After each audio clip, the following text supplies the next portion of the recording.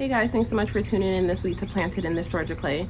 So today we're getting ready to go on vacation and we need to set up some things before we go.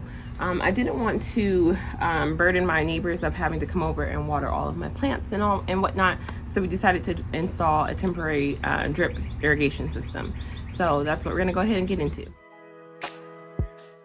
So we took a trip over to Home Depot and purchased these particular parts to attach to our drip system. So we got a backflow preventer, a pressure regulator, which lowers your water pressure to 25 psi, and then we also got a hose thread to tubing adapter.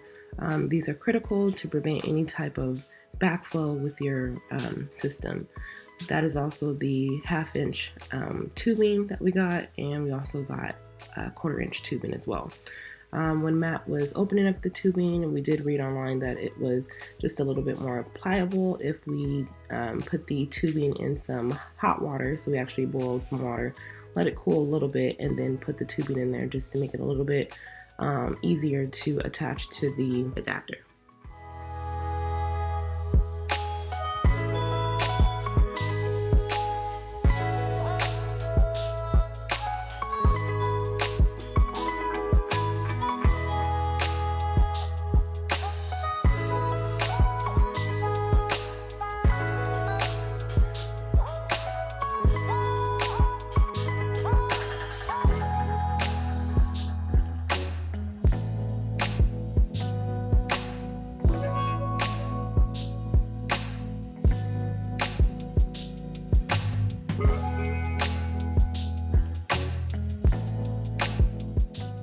So that just made it a lot easier. But once we got everything attached, we were ready to go. So I do want to mention that they sell kits to help you with this. However, I did want something that was a little bit longer because the water spigot to the front of our house is quite a ways away. So we decided to go ahead and piece it together on our own. You can actually buy each separate piece of equipment that you need to create your drip system at your local hardware store. So that's what we went ahead and did. Also, we have this same type of timer and rain sensor on the other side of our house that controls some of the watering over there for the front lawn, as well as hydrangea rows. So we decided to purchase another one for this side of the yard. I'll go ahead and link it in the description for you guys. It's about 80 bucks, but it is rain censored. We can control it from our phone. So I really do recommend it. So here we are, just attaching the drip tube to that particular unit. I will tell you, this day we were hot, okay? Tensions were running. We were a little bit irritated with each other. It was hot as I don't know what. Nothing seemed to be working out. I felt like the the tubing was kind of like folding. I don't know if it was because it was hot and the plastic was heating up. I don't know, but it was a lot.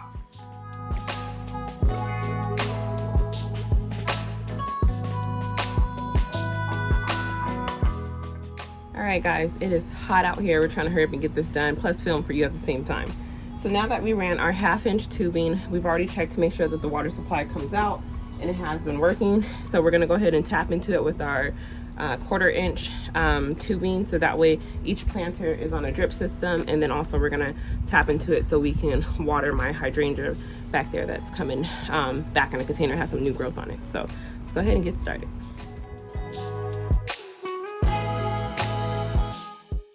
So once I got the 1/4 inch tubing open, and again, I cannot tell you how hot it was this day. I felt like it was just, you know how when you get hot and you get irritated and it's just nothing seems to be going right, or fast enough, should I say? That's how we felt that day. Not that the system was that difficult to put together, it was just extremely hot. So that little piece that Matt's holding up is actually what you would use to poke a hole to put in your emitter. So we decided to go with the emitter that would, it could water 1 to 20 gallons.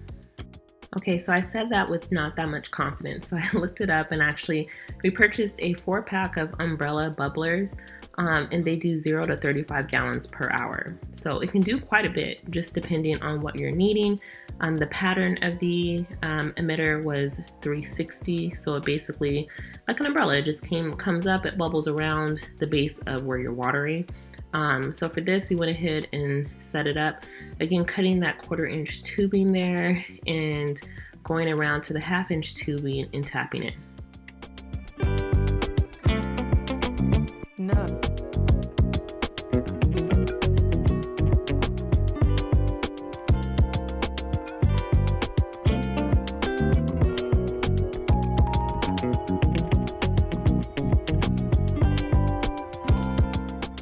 So here's the fun part. I was hoping that I didn't go too deep with that tool that actually pierces the 1/2-inch tubing, but it worked just fine.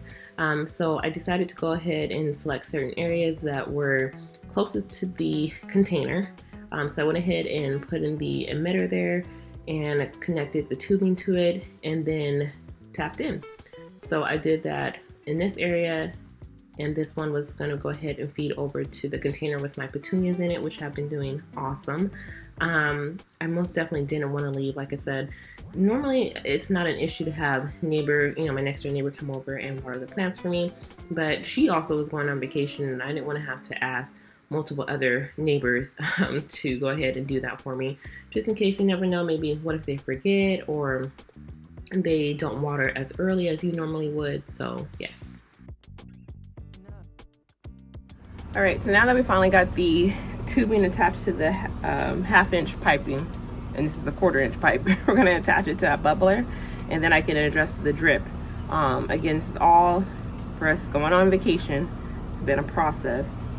We sweating, it's hot out here, we're irritated. But I would say it's growth, because back then I would have been hollering and yelling at Matt because it's so hot out here. But so now that I have it attached here, I'm gonna go ahead and put it down in the pot and try it out. Put it towards the front because it's kind of hard.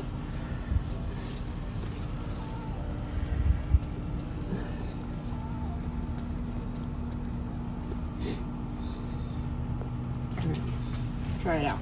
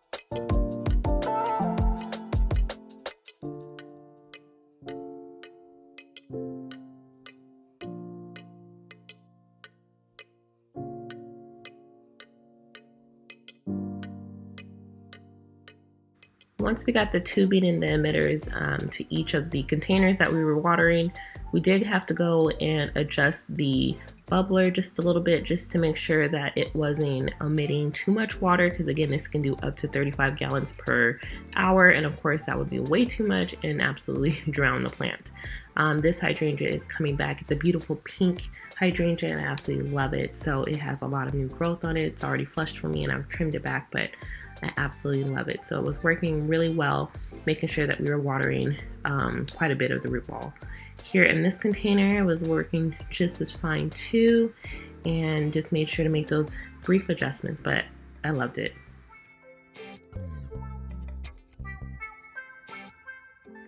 All right, so we went ahead and got everything installed. We tested out and it works great. I'm so excited to have this system.